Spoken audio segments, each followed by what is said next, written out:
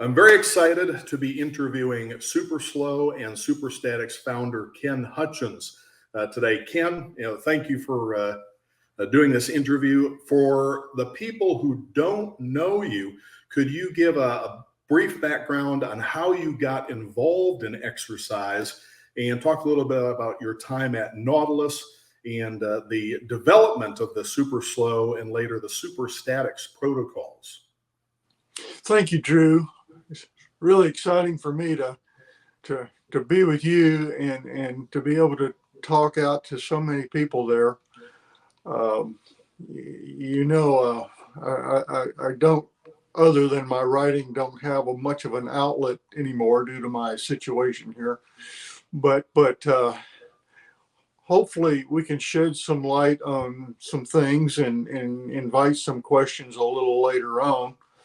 I don't know exactly your process or how you do this, but anyway, I got started. Uh, my goal in the outset was to become a good trumpet player as a child, and I was really serious about this. And I pretty much up till probably the age of about 10 or 11, I considered myself a real outdoorsy type person as a child. You know, I worked on these suburban tractors, and they were, more than just a riding lawnmower. They had interchangeable implements. We had three of them. We worked a garden. We had horses. We had to put up fence lines. I surveyed 12, well, actually two 6-acre tracts of land and 100-foot grids using a sextant. And I was doing all of that. Meanwhile, my parents, I think primarily my mother and grandfather, wanted me to get involved with baseball and have some sports. And I sort of liked it, but in another way, I sort of resented it because I like doing all those other things. But they sent me to baseball camps in the summer, and I absolutely hated that, even though I was a good player. Now, I wasn't a great player, but when the opportunity to run track came along, I was good at that. But and occasionally won some medals in junior high and early high school. But it really took me away from what I wanted to do in music. And even though I was a good athlete up until about that time, and that would assume that I had some good natural strength, and I did. I wanted more, and my mother bought a Sears weight set for me, and I did that briefly and got pretty much nothing for my efforts and laid that aside. And I put more and more effort into practicing trumpet. 6-8 hours a day for a year or two when I was in high school at first. And I was technically gifted, but I was not as strong as I needed to be until Philip Alexander came along, a family friend, and he was a professional oboe player who had gone to and graduated from the Curtis Institute of Music up in Philadelphia. And he said, everybody up there, all the big time musicians, especially the brass guys, were doing weight training. And he got seriously involved with this, and he entered some type of little bodybuilding contest while he was up there, and the winners in the weight classes got to go up to York, Pennsylvania, and see some demonstrations by Paul Anderson. And so Philip built me a weight bench and got me more seriously involved with weight training. And that became a focus. And for a while, it actually supplanted a lot of the time I was spending on trumpet. So I developed from there. And since he and I and Ellington Darden were all members of the same Methodist church, he introduced me to Ellington. And later I became actually, and for many years, closer to Ellington after I went I went to Texas Tech for 3 years, and then went to the Air Force as a surgery technician, and I became more involved with writing, especially for what I believed would be able to somehow influence the music community along the lines of what Arthur Jones was philosophically saying about exercise. So with all of that, Ellington took note and took me under his wing, so to speak, did everything he could to influence Arthur Jones to bring me in to work with Nautilus, and that was about the mid 1970s. So of course I was still committed to the Air Force until mid 1977, so I couldn't get away from there. But I did help Ellington edit his first book. I believe that was especially for women. And eventually I crawled my way over to Florida and got turned down by Arthur. He saw no use for me at first. And then I came back second time, 6 months later approximately, and became the I guess you'd say multiple job person for orthopedic surgeon Jim Key, who was the orthopedic consultant for Nautilus at the time. Very flamboyant guy, and he had this house out on Lake Talmadge in DeLand. It was empty. He had moved a lot of his belongings into it with the idea that he was going to move there from Dallas. And I guess his wife, who was a pharmacist, didn't want to leave her friends and professions in Dallas, but they had a lot of their packed up belongings in the garage. And it was there on the lake. It was a wonderful house. It was just beautiful, except for one thing.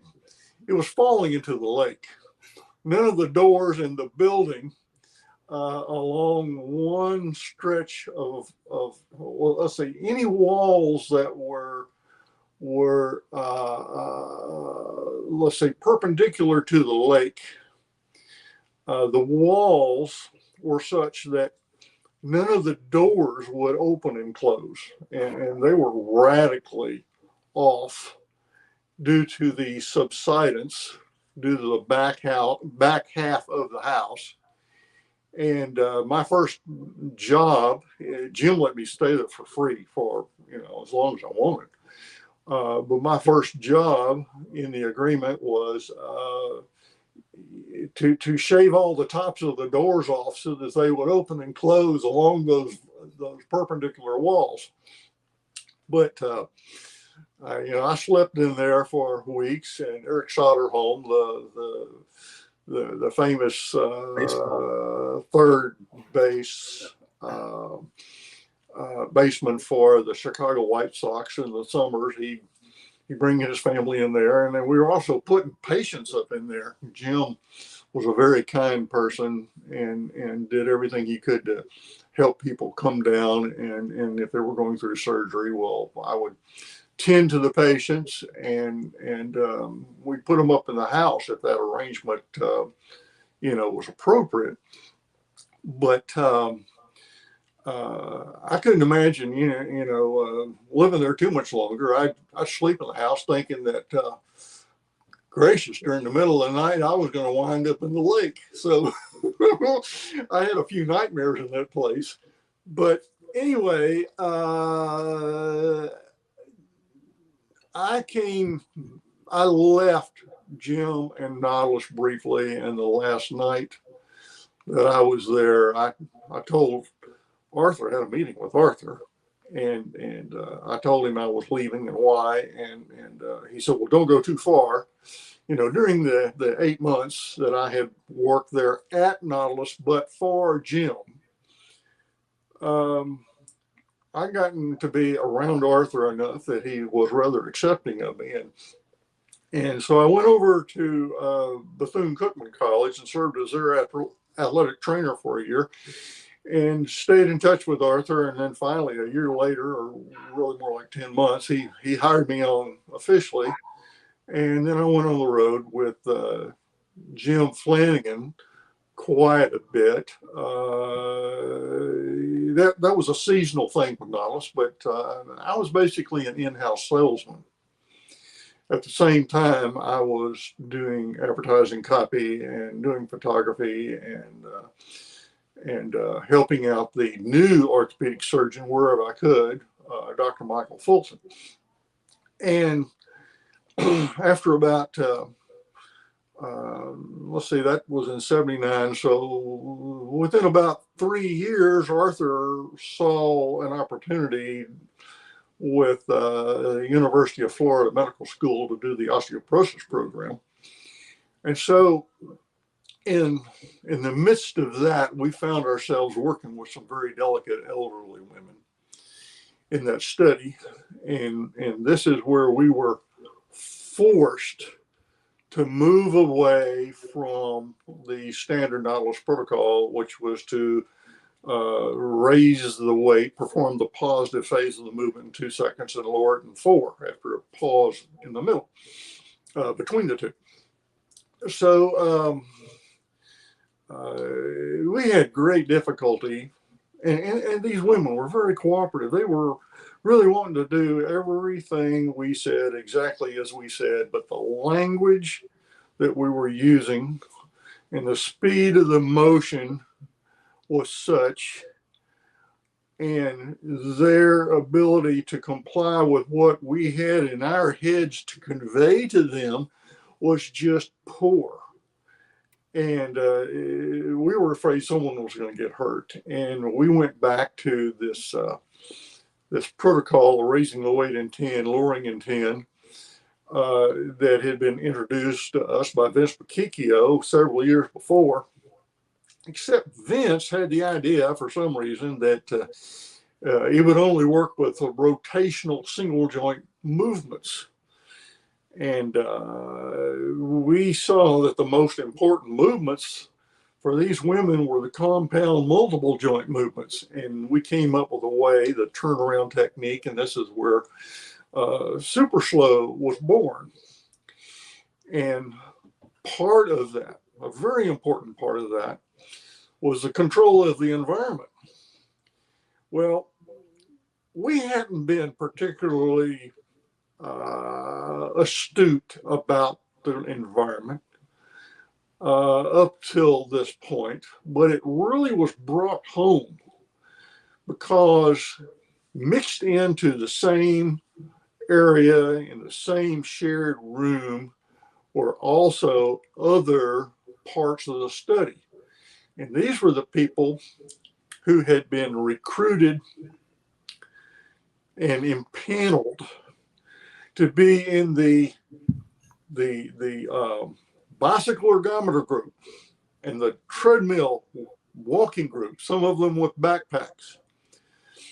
And the exercise physiologists who were charged, I should say, with the responsibility of supervising them, felt a need of keeping them constantly talking, to keep them cool, to keep them entertained with a radio going all the time. So here we are, just on the other side of this barrier. It wasn't really a wall. It was just a divider, like an office divider. Just on the other side of this, we're trying to communicate in a calm, structured way that did not incite sudden reaction. We were having to raise our voices to our clients, almost yelling at them over the din of the whine of the bicycle ergometers, the constant sound of the treadmills, sometimes both at the same time, depending on who was over there. The sound of the fan, the radio playing, and the exercise physiologist voices above that. And it was really an untenable, unsustainable situation. And so that really brought home to us the importance of having clinical control, to having, if we hadn't been astute about this before, it really drove the issue home with us. It seems to me that a lot of people don't appreciate how much mental focus is required, how much attention is required to exercise properly. Most people aren't thinking about what they're doing. They're focusing on making the weight go up and down. They're not paying nearly as much attention. Most of them don't even know all of the details they should be paying attention to. But once you appreciate how to perform these exercises correctly and how much attention it requires, it makes sense that you would need to have a controlled environment. In fact, I would go as far to say that anybody who thinks that you don't need a clinically controlled environment, anybody that thinks that you can exercise with loud music or other things playing, is not doing it correctly. They're not paying enough attention, because if they were trying to pay attention, or as much attention as they should be, they'd realize how problematic all these things are. And one more comment, I don't want to interrupt too much, but no, do it all you need to. Please feel free to jump in there at any time. Well, the other thing that I hear and read a lot is people don't seem to appreciate that super slow is a comprehensive protocol. It's not just a repetition cadence. People have this idea that if they're going slow, whatever they mean by slow, and a lot of people don't properly define it, they assume that that's super slow and have no awareness of, much less appreciation for, things like turnaround technique, hold and squeeze, proper loading and unloading, and entry and exit, and the breathing, neutral head and neck position, keeping the face relaxed, all the other things that go with it. They think go slow and that's it. They have no idea how much more there is to it. And it seems like a lot of this originated with the need to address these problems during the osteoporosis study. Anyway, so. Yeah, and another thing, Drew, you may think it goes into a different area, but it really doesn't. And this is paradoxical, ironic, whatever you want to put some type of word name to it or label to it. There are many people out there, even from my Nautilus,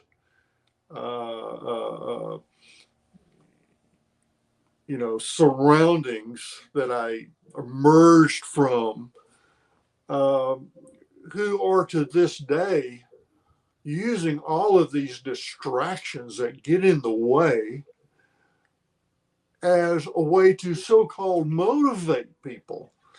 I mean, variation, distractions. This is exactly the opposite direction that you want to go. And sort of ongoing at the same time was that Brenda was going back and forth to North Carolina to see her parents at different times. Her father was going through rehabilitation at a physical therapy clinic, and that the physical therapist there would instruct him to do some activity or whatever they called exercise or whatever, and say, well, do this 20 times or 40 times or whatever, and I'll be back. Meanwhile, the physical therapists were in the next room laughing and cutting up watching a football game, with the patients all alone. So, all of this stuff brought us to see that what's really needed is what Keith Johnson called internalizing. We don't want to externalize like the athletes and the coaches do, like attacking the football dummy. We want to internalize. We want to reach into the body with our minds and command and instruct and control muscles to contract and other muscles to try to stay relaxed. And this can't be done while someone's distracted. It just becomes seriously, not just a little, it's seriously compromised from what the potential might be.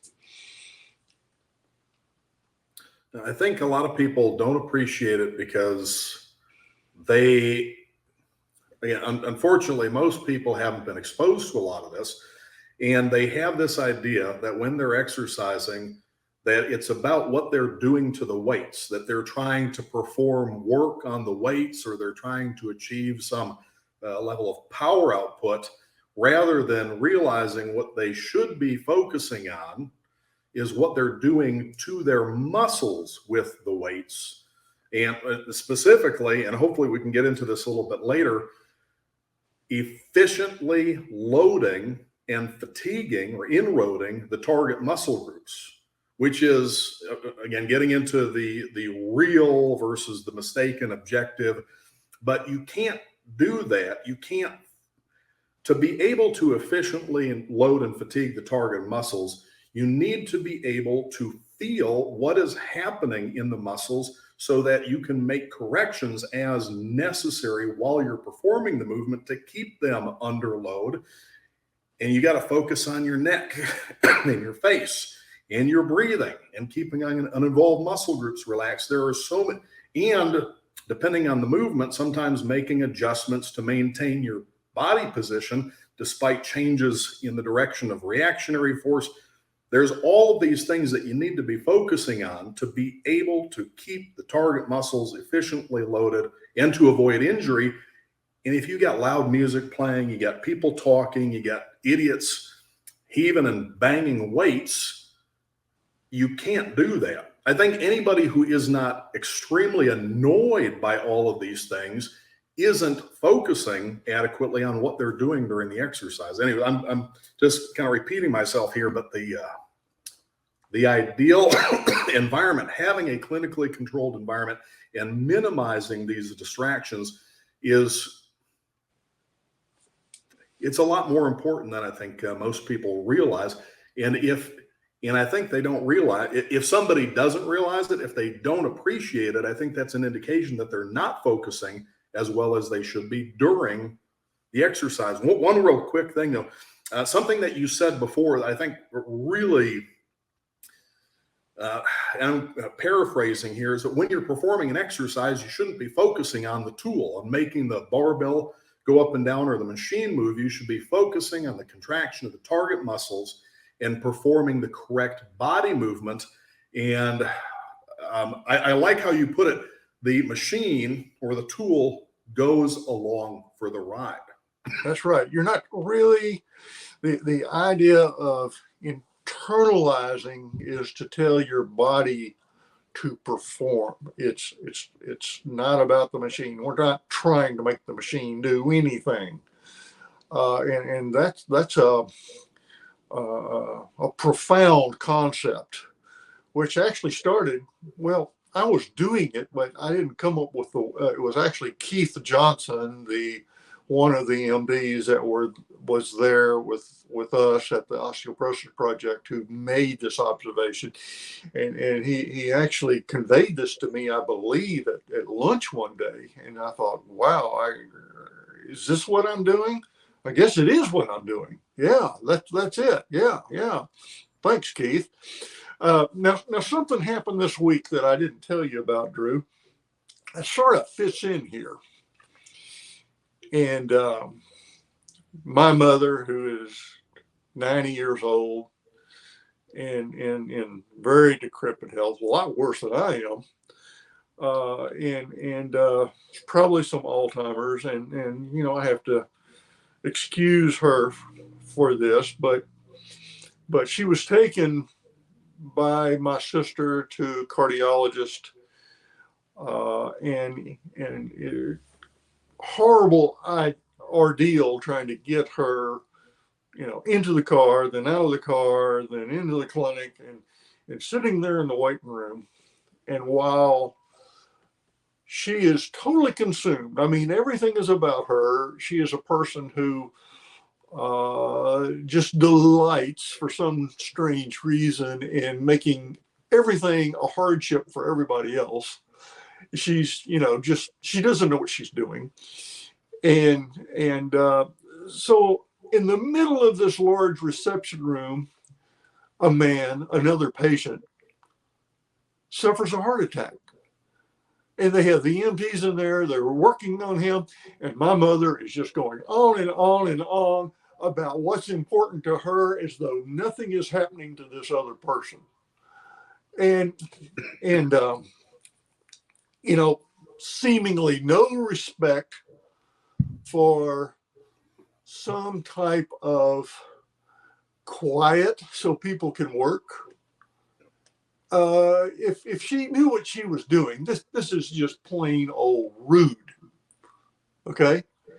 And where I'm going with this is that if people knew what they were doing in the gym, and I hate to even use that word, try to avoid that word, by the way, but in the workout area, when someone is like in a library, if you go into the library and someone is studying and trying to read and contemplate things, and you're just carrying on a conversation, wildly, yelling back and forth, or maybe in the library, you decide to start playing bounce a basketball or something like that. This is just rude. And the same thing when someone is trying to work out, to create a bunch of distractions and loud talk and music, and it'd be like me going to your place, Drew, when you're doing your workout, and me playing trumpet while you're trying to work out. I mean, it's just damn rude. But of course, people don't know any better. Well, yeah, they don't. They don't appreciate the need for a distraction and free environment, because they don't appreciate how important focus is, because they're not even focusing on the right thing. Again, the real objective of exercise being efficient muscular loading and inroading, and the mistaken objective being heaving the weights, just doing work on the weights.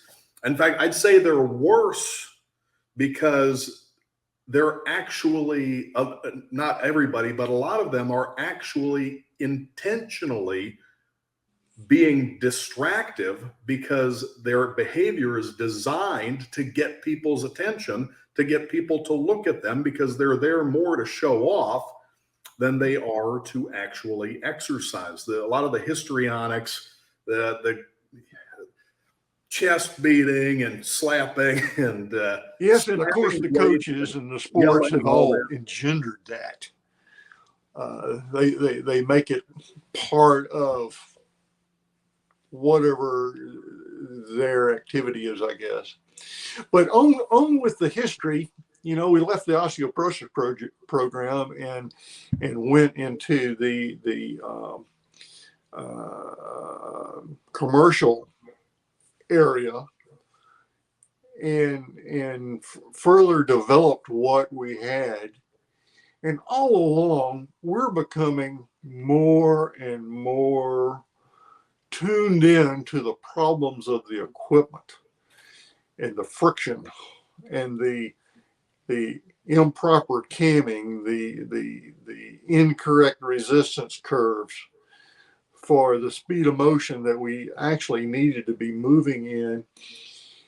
And eventually, over a period of 20 years, we've come, actually more than that, probably 30 years, we've come down to realize that in many cases, maybe most cases, perhaps in almost all cases, you don't even need to be moving, which would totally obviate the need for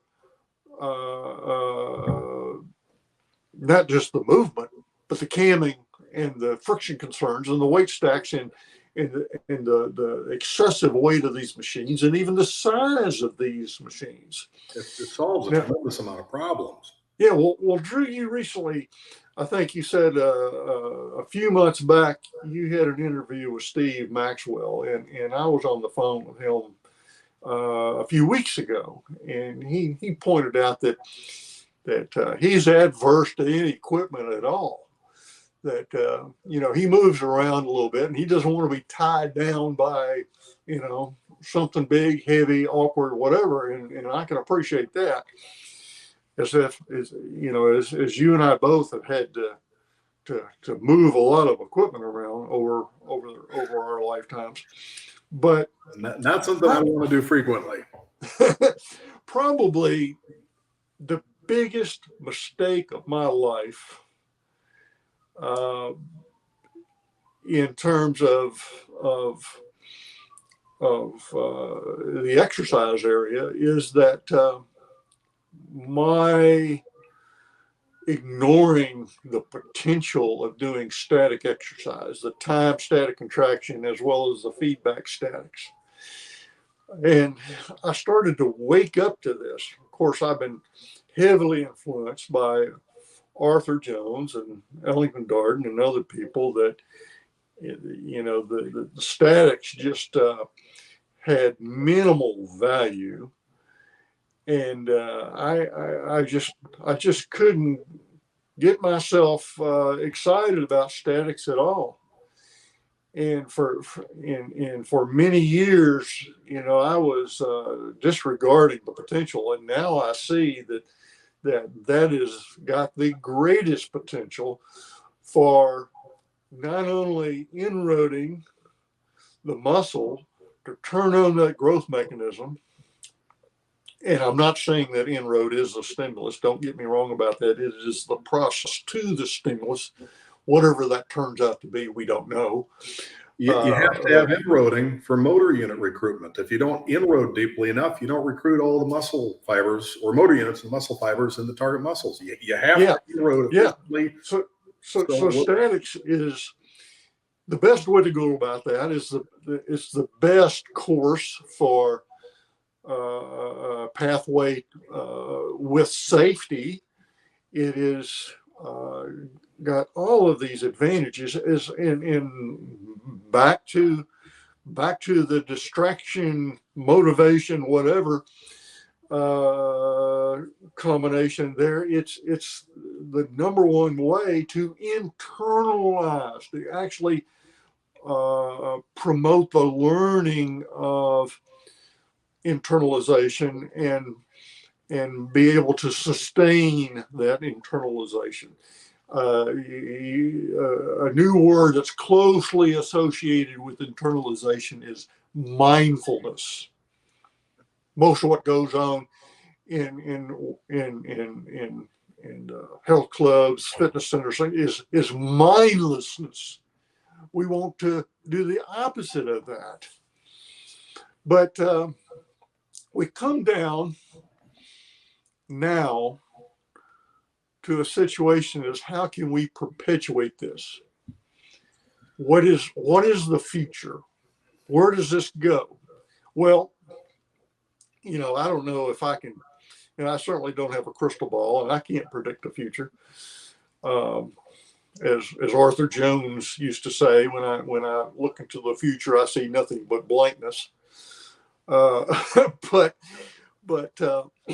I am concerned about the work we've done being perpetuated, and for what meager ability I have to perpetuate our work is that I've done as much writing in the past year as I can. I don't have a whole lot more to add to those writings. I hope people will take advantage of them. And I see that Drew has skills that I don't have. He's got a much larger audience. He's got the writing ability. He's got computer and web skills that I don't have. And I am, Brenda and I have agreed, not just agreed to, but we promote the idea that Drew is going to be the first person in line to archive, keep, sell, whatever he deems the best way to disseminate this information. Now, we all have this information in other areas. Some of it is archived with, well, almost all of it is archived also with Gus Diamantopoulos up in Canada. So that once I fail to be able to do much with it, Drew completely takes over. And if he gets to where he's not able to do it, it will automatically go to Gus. And Gus is he is extremely busy right now coming up with mechanics that go way beyond where I was. Hopefully later we'll be able to do another interview. I know we can't talk about a lot of that stuff right now, but it's exciting. I hope within the next year or so that we will be able to start talking about some of those things, because the device, it's just an explosion. It's just an explosion going on up there in Toronto with this information, which of course is doesn't replace our work. It builds on this work.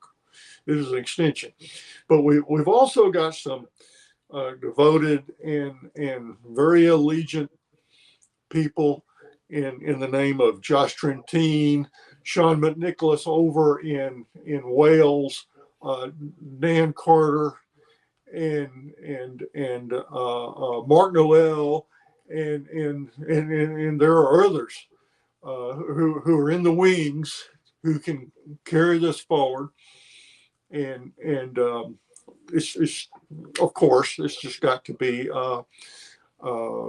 somehow controlled. It's got to be controlled. It's got to be pure. It's got to be disseminated. And so those are complicated things. And I'm not going to be the one that can continue this on much longer. And most of all these people are younger than me, and they're also very astute with the information. Anyway, you got any more questions for today? I have been pessimistic about this for a while, but the more I've been writing and talking with people, the more I am now encountering younger instructors who do seem to get it and who are showing an interest in it. So I'm a little bit more optimistic. The biggest concerns that I have going forward are the things that I think are going to be the biggest obstacles to spreading this and to getting people to understand this stuff are getting them to understand the definition of exercise. I mean, we know that people use that term so loosely that outside of our circles, it's practically meaningless. And related to that, the distinction between exercise and recreation, we need, first and foremost, we need to get people to understand those things, and then the real versus the mistaken objective, and the correct versus the incorrect process. And in fact, the protocols are important, but the protocols couldn't exist if it wasn't for the definition and the exercise versus recreation distinction Will you talk a little bit about why those two things are so important and the problems caused by people failing to appreciate what exercise is, in that all these other things aren't exercise? Well, to do anything, you got to have a definition, and it's got to be a really tight definition. You don't have a definition if you've got some type of loosey goosey mission statement, like many definitions appear to be. Now, we may someday prove that the definition is wrong or partially wrong or whatever, and needs to be modified.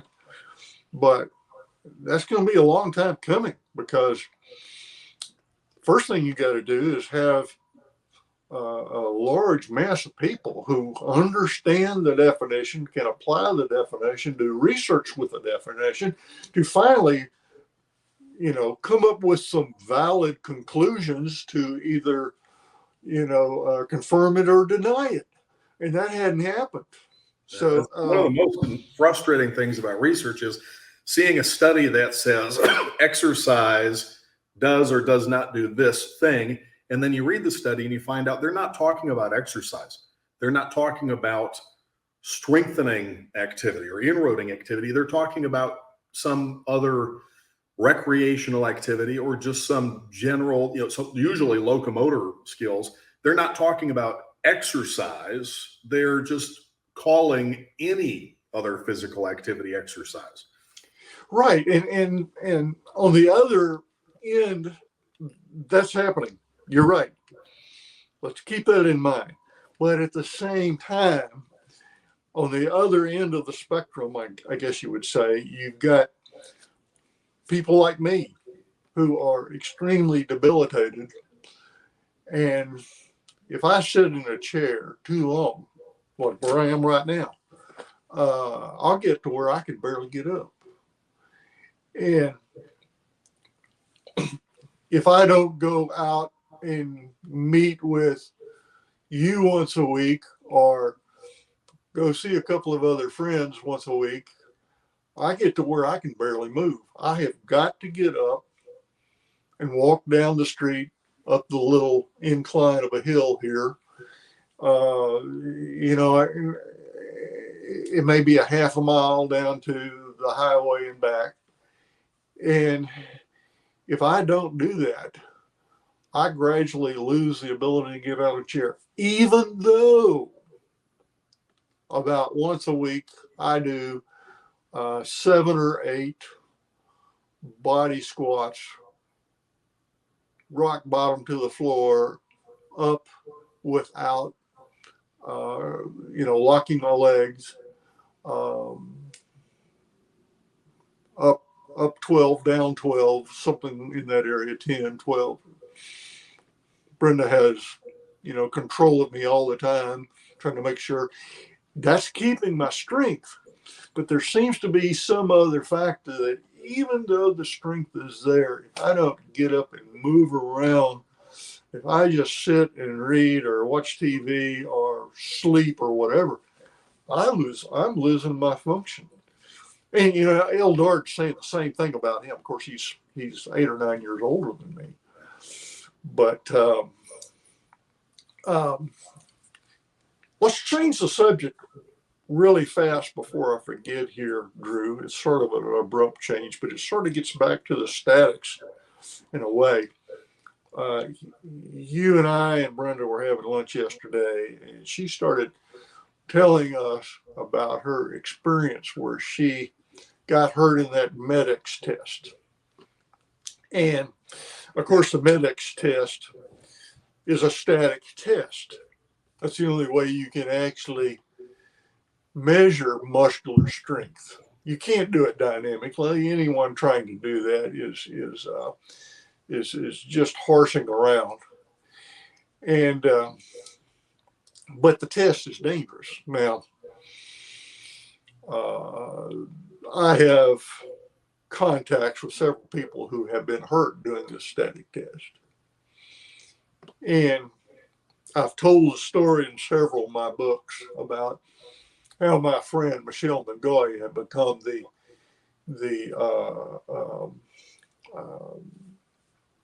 compliance officer for the FDA.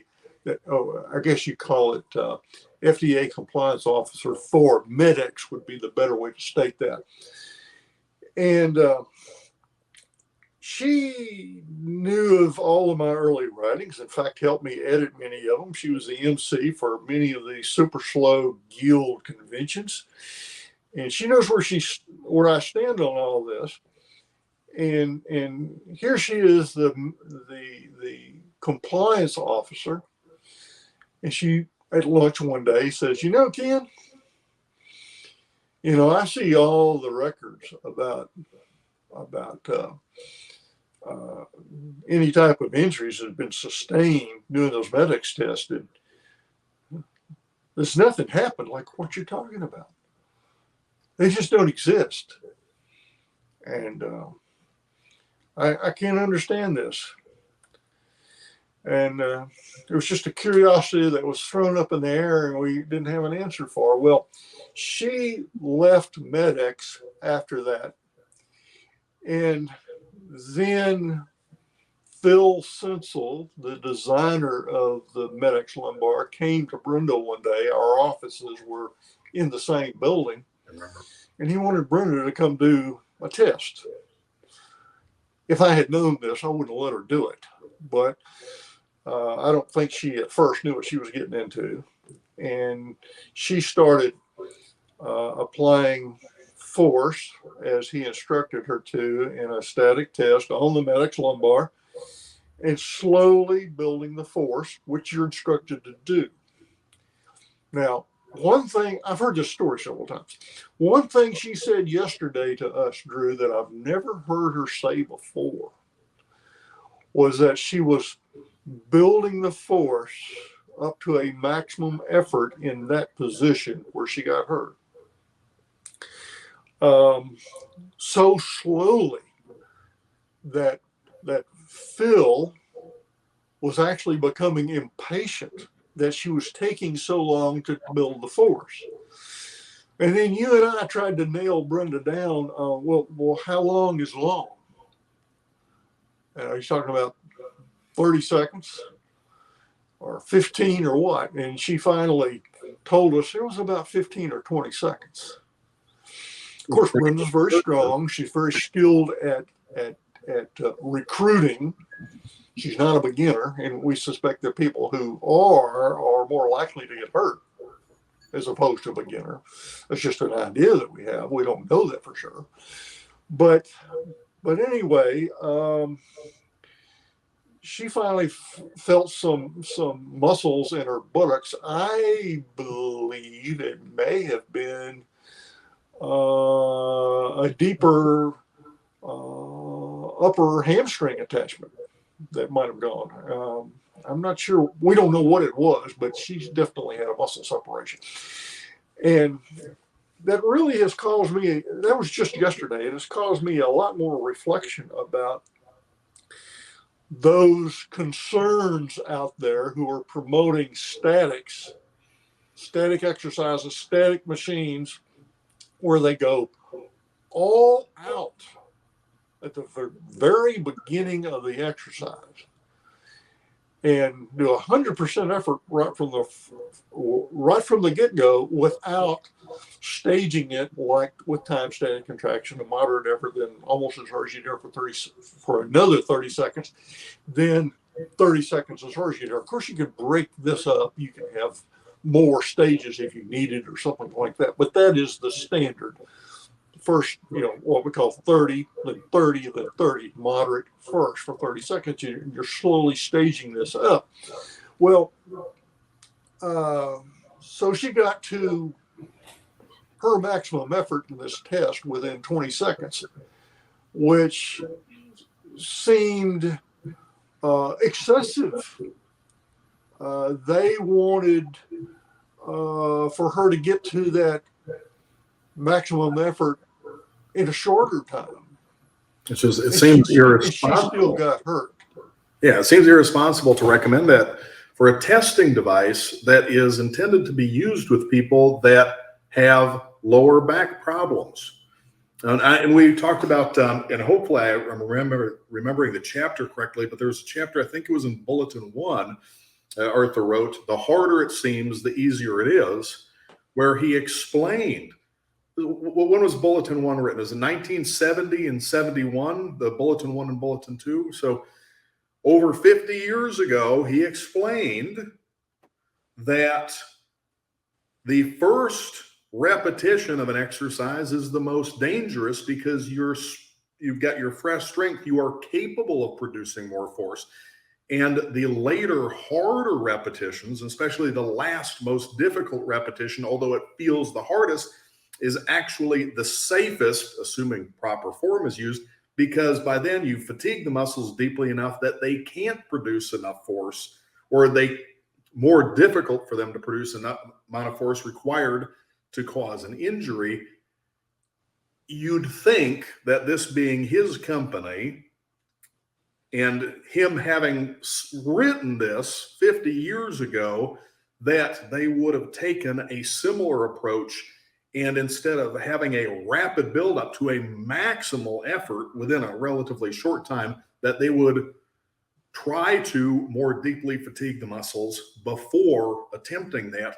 And I've been thinking about this too since we talked about it. The same procedure that is used to determine the target, and I can't remember the term that you and Gus had come up with, but the same procedure that is used to determine the target force level for feedback statics should be used for testing on Med-X and other static equipment so that they are able to do so safely.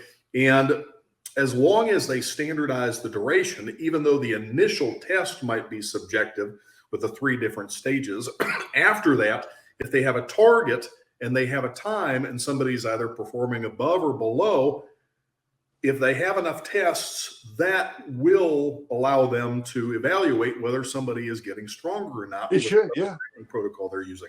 That would be so much. And again, this is my personal experience, but I think started using the 30-30-30 about maybe 2010, 2012. I remember for a while it was 2 minutes, 15 seconds, or for light, moderate, almost as hard as you can, as hard as you dare. But yeah, we had about 4 stages in 2 minutes or something like that. It was really excessive for most applications. In terms of the time, your ability to concentrate, it was too much. But, you know, back to Arthur's old article, Drew, is that, and by the way, the first time I read that, it really threw me off. And I really had to study it. And I thought, gracious, this, once I understood it, it just really hit me. That was quite an epiphany. And you know, what he's saying there, but he never uses this word. He's talking about inroad. Yeah, that's exactly what it's describing. And I can't remember if he actually draws this out. I think he does, but it's natural for us to be, let's say, in a dynamic set of barbell curls going 10 repetitions. It's natural for us to be cocksure, you know, of ourselves on those early repetitions, you know, and it's natural for us to, I better not, you know, strain something or hurt myself in those last repetitions, which of course you can still do if you're being violent with some herky jerky stuff. But in and of itself, the muscle doesn't have enough strength to hurt itself. But back on the thing that outloading behaviors that caused the injury. To finish that story, is that several weeks later I had another lunch date with Michelle, and she was no longer with the company by that time. And I told her what had happened with Brenda, and I also told her that the then CEO of Med-X and Phil and me and Brenda and a couple of other outside people, including I'm not sure. It may have been Dave Carpenter, who I believe put the medic certification program together. I'm not going to say confidently that it was him, but it was someone that had been closely associated with the development of medics, and there may have been a doctor on the phone call too. I don't remember, but half a dozen people about on this conference call talking about, well, how did Brenda get hurt? And a comment was made that, oh, well, we see this injury commonly. And I went and took that to Michelle, and she was just in shock. She said, well, I guess it's just not being reported. You'd think if that was an issue that was being commonly reported, that they would have looked at their procedures and asked, how can we make this safer? You don't want to be selling a machine for medical testing and rehabilitation that's causing injuries. Well, another extrapolation of this, you might say, is that when you hear claims from companies selling these static devices where they do go 100% right from the start of the exercise, how many of those do involve injuries that, again, don't get reported? I don't know. Maybe none, but maybe this is possible. I don't know.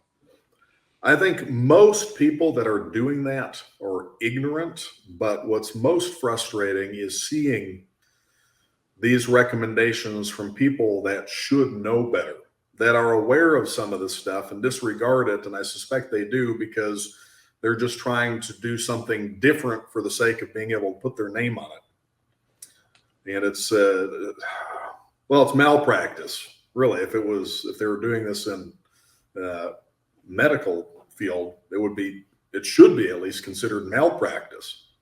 Well, you know, everything we do and everything under the sun outside of exercise and including exercise boils down to, what do we believe?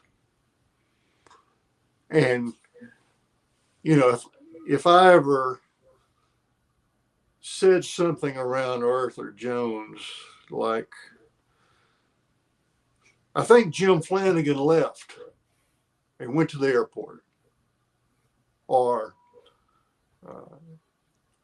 I think the sky is blue, or anything, he would shove that down my throat, figuratively. Son, you don't think, you believe. And, you know, as off-putting as that is, he's correct. And you can say that about many, many things, including science. We have our structure. We have what we call facts, but it's all within some type of a belief system. And for those of you who've read my work, cult bashing, you know what I'm talking about when I say that, you know, the whole world is just a collection of cults, and we all have a belief system, and that's not a pejorative term, nor should it be. It has been used by people to slam other people's beliefs, which if you really think deeply about it, when you slam somebody's belief, if you say they're a cult, or if you say, oh, you're part of a conspiracy theory or something like that, when you slam somebody else's suspicions and fears and beliefs and values, you're actually engaging in bigotry. And I've only figured that out recently. If you come to these realizations, the more you think about words and concepts and how they interact with each other. But we've got to have some structure here. I mean, it's got to be consistent with itself. And I've done that as best as I've could. I don't know, how else to improve upon what I have written. Maybe there are some places that it can improve, and it will be improved. But at this moment, I don't have much more to add to what I have done, which I'll admit to everyone, I'm sort of in a situation where when you get to where you don't have anything left to say, you wonder, well, what am I here for? Well, there's so much information in in everything that you've written. I mean, going back decades, you've covered so much. I think the only thing, I can't think of anything that you haven't already addressed. I think the only thing that you might be able to do with this is clarify or add more case studies or examples that, or I don't want to pick on L. Darden, but he's written the same book over and over and over again, but he changes it a little bit, or he targets a different audience. But and it might, and that's not a criticism, because sometimes if you've got a book and it contains valuable information, but it appears to be geared towards one group of people and you're not in that group of people, you might say, well, that doesn't apply to me, and not read it. Where you could take the same principles, because of course the principles of exercise are universal. They apply to everybody. The factors of functional ability that we're trying to improve with exercise are general. So the same exercise principles can be applied regardless of the specific goals. You could take this and write some of these things in a way that certain groups can relate to better than others. Like Wayne Westcott wrote a book on golf, training for golf. And it's basically, with the exception of some of the goofy stuff on aerobics and stretching that he put in there, it's the same. The strength training principles are the same, but he talked to a specific audience and said, this is how this can help you specifically.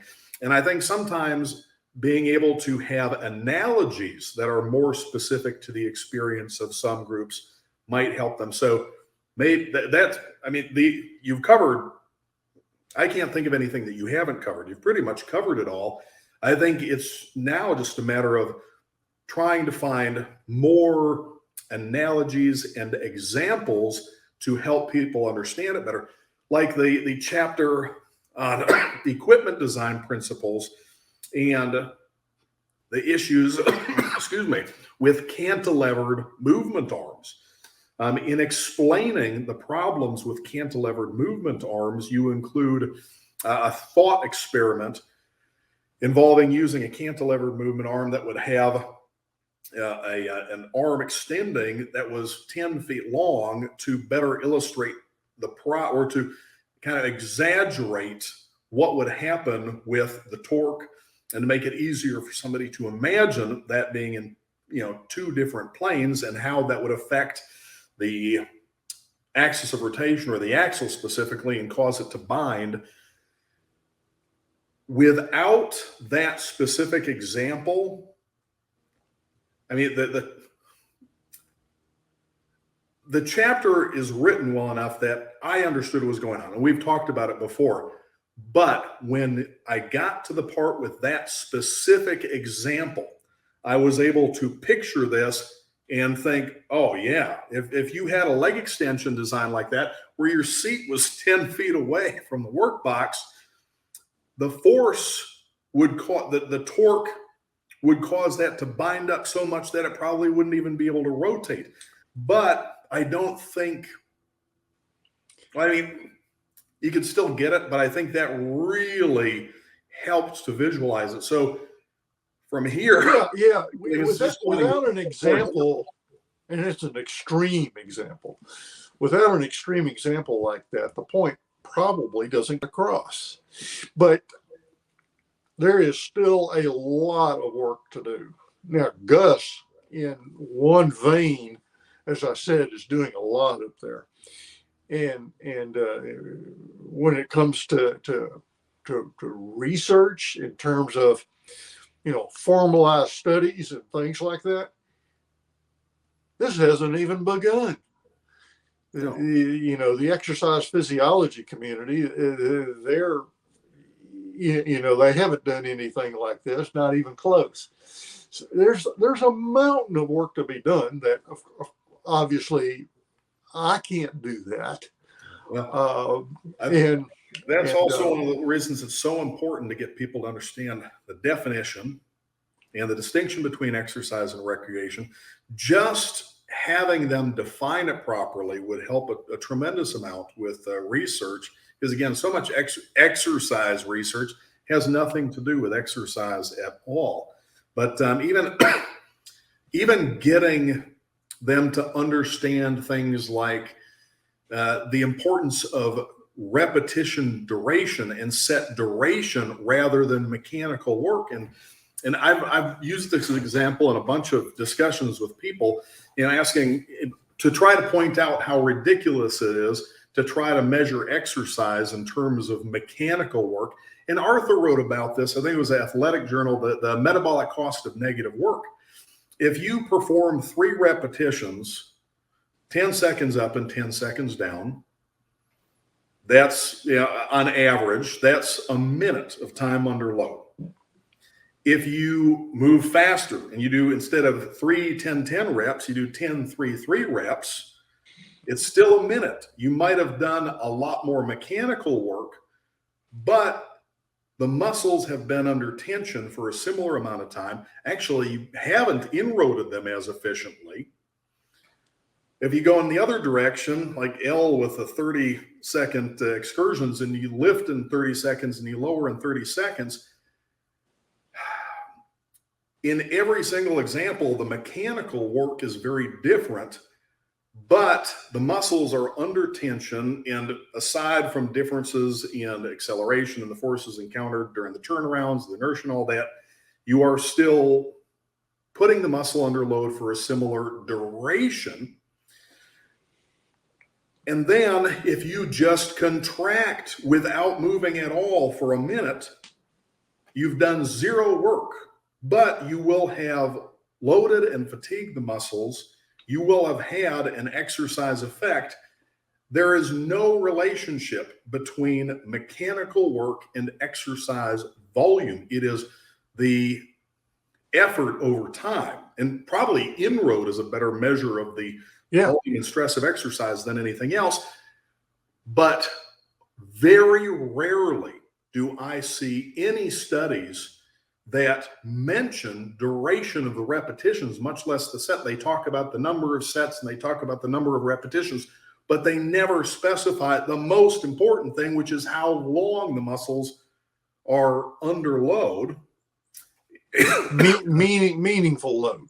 Yeah, well, even more importantly, and we know that they're not adhering to the kind of standards that they should be with exercise performance. And I'm also highly skeptical of any study that claims that subjects are being trained to momentary muscle failure. Drew, how many studies and how many exercise physiology books, or how many discussions with physical therapists or exercise physiologists or physicians have you ever heard them mention anything about inroad? 0. And as you know, a few years ago, I went back to school for 2 years, figuring I was going to do physical therapy, and did a large number of observation hours. No mention They didn't even seem to be aware of the importance of controlling repetition speed. Arthur's concept of inroad and L's wording of inroad, because Arthur didn't use that word, is the foundation of exercise. And here you've got these monumental institutions that if you bring that word up, they go blank. They've never heard of it. They don't know the concept or the word. I have rarely seen anybody discuss it, even without using the term. You'll occasionally have some people talk about the relationship between fatigue and motor unit recruitment, but they're not, excuse me, but they're not putting it all together where they understand that the goal of it's not a side effect of performing. It's the goal of the exercise is to load and deeply inroad the target muscles. If you don't recruit all the motor units, you're not going to be able to stimulate all of them, whatever the stimulus might be. There's too much focus on work, mechanical work, which doesn't even apply, or power output, even worse, which is something that you don't want to encourage because of acceleration, increased risk of injury. I cannot recall ever having a discussion with anybody outside of HIIT circles who really got that. And sadly, even a lot of people inside HIIT circles still don't seem to get that it's about inroad or even understand intensity. You'd think that some of them would know better. Again, Arthur wrote about this stuff over 50 years ago. And although he didn't use the term inroading, again, he did explain it. And some of these people are still thinking that intensity equals the amount of weight that they're using during an exercise. They don't understand that it's related to inroading. And I think that intensity equaling inroad over time is necessary to understand what you are trying to do during an exercise, because the inroad over time is related to the efficiency of muscular loading. The whole point of how we do the exercise is to accomplish that. If rest pause is a great example of completely backwards thinking with regards to this, because rest pause does the exact opposite of what you want to do. It reduces the inroad over time for the sake of more weight, because they're erroneously assuming that weight equals intensity rather than the rate of fatigue, which is related to the effort, which is related to how efficiently the muscles are inroaded. Yeah, rest pause in a sense is somewhat of an attempt to move in the direction of steady state. Yeah, because it's not providing continuous, efficient loading for any. It causes, there's a little bit of inroad that occurs in steady state. And what happens with rest pause is that there is inroad deeper than with steady state, but then when you rest, it comes right back up. And I don't think a lot of people appreciate how quickly you can recover. And of course, they're also, to begin with, they're not even moving adequately slowly. So you might see them lift and lower in a second and a half, 2 seconds, being generous. I still watch videos and participate in various high intensity training forums, and it is absolutely atrocious, the form that some people exhibit. I've seen people do 10, 12 repetitions in about 20, 22 seconds. And it's just, it's terrible. So they're taking a second or two to lift and lower the weight, and they're resting for almost 10 seconds. So they're doing the exact opposite of what they should be, because they're focused on the weight, how much they can lift, instead of how well they're using the weight to challenge their muscles' ability to produce force. Again, and the best way that I've found to explain it to people is when we talk about intensity during exercise, well, what is exercise? Exercise, we're trying to place a demand on our muscles' ability to produce force. How do we place a demand on our muscles' ability to produce force? By contracting them against resistance. And then fatiguing them by reducing your muscles' ability, by momentarily weakening the muscle, reducing its ability to produce force. We send a message to the body that it needs to be stronger. Well, how do we do this without causing an injury in the process? With relatively continuous effort. If you have breaks in the effort, or if the muscle is not continuously loaded, let's say the resistance curve is terrible, you're using a leg press and you fully extend your knees, and then you take a couple breaths instead of immediately but slowly reversing direction before you allow the muscles to be underloaded. If you're doing the exercise in a way where your muscles are they're under relatively continuous balanced load, the effort over the duration of the exercise is going to be higher on average, and you're going to fatigue the muscles more deeply within some amount of time with a given amount of weight, which means you don't have to use as much, which means you have also lower risk of injury, although the acceleration is really the bigger issue. That's right.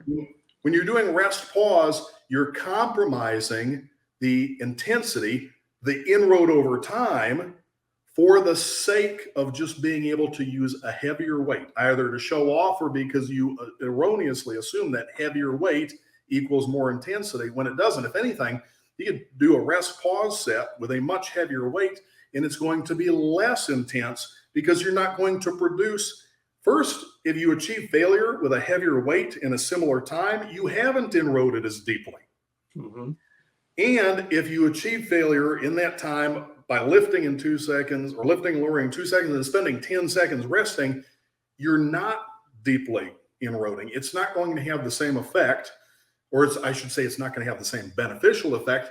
All rest pause does is increase your risk of injury. And I would say the same for negative only training. I think it's asinine because people do negative only because they know that they can use more weight. Again, they're assuming that the heavier weight is beneficial, but in a sense, negative only training is just an upside down rest pause. Yeah. and they are resting because it does take them a few seconds to get back to the end point. And then I would actually say that the injury potential is even worse with negative only than rest pause because people are able to use heavier weight, and because the interpersonal transfer that I almost see everybody using with it is absolutely sloppy and terrible. It's very, very abrupt. Actually, since we're talking about negative only, one of the things I wanted to ask you about was the negative hyperloading that some equipment companies are promoting now, and claims about that. Well, there's nothing special about the negative. Not at all. It only becomes important if you're not doing it, if you're ignoring the negative. And of course, this is another huge plus for static exercise, because there is no concern about the negative at all. You're loaded all the time, continuously, meaningfully. You don't have the respite that you get with equipment, which again, most equipment has just terrible amounts of friction. That's true. And building equipment to hyperload the negative is just futility. And now you can, like Drew may have explained in some of his other videos, you can do something like a lateral raise where you modulate the resistance by bending the elbow as you do a lateral raise. And on the negative, you could lengthen the lever to hyperload the negative if you're shortening you it. desire to do that. It's complicated. It's a motor control problem for many people to even do that, and therefore go to the statics. Why bother with that too? But at least with doing this in a lateral raise dumbbell exercise, you're deciding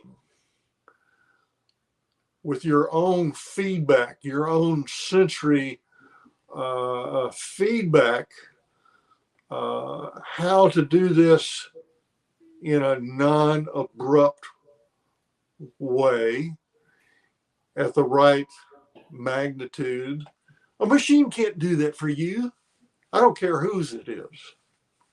Every one that I've tried that has attempted to alter the negative and positive resistance to overload the negative has had a very abrupt increase in load at the end point. None of them have been gradual. Not going to get into blaming or naming specific equipment companies, but I've tried a bunch of these, and in almost all of them, it's been abrupt. And I've talked with people who have claimed, no, that's, it's a smooth transition. I would be highly suspect of the quality of their form. I suspect that they don't appreciate how abrupt the loading is because they don't. I'd be highly suspect of their nervous system as to whether they could feel. Well, it's like friction. If you are not moving in a slow and controlled manner, you're not going to be sensitive to it. Exactly. If you are not performing your turnarounds with low acceleration, if you do fast, jerky turnarounds, you're bouncing, heaving, yanking, or just dropping out of the endpoint, I don't think you'd be sensitive to the jerkiness, the abruptness of the transition because your form is too abrupt and jerky to begin with. In fact, I would go as far as to say that somebody's assessment of the dumpers or the machines that provide negative hyperloading is an indication of the quality of their form. If they don't appreciate the abruptness of it, it indicates that they're not performing their turnarounds with enough control that they notice it. I would suspect that their turnaround performance is poor if they can't tell the problem with it. Therefore, their mindfulness, their internalization, all of that is very superficial. Drew, I suppose there's going to be some way for the viewers to ask questions about this. Yeah, I'm going to post this in a couple places. It's going to be going on YouTube. I'll be putting it on Facebook. I'm going to be posting this in my private forum, and there will be a place for people to post comments with their questions.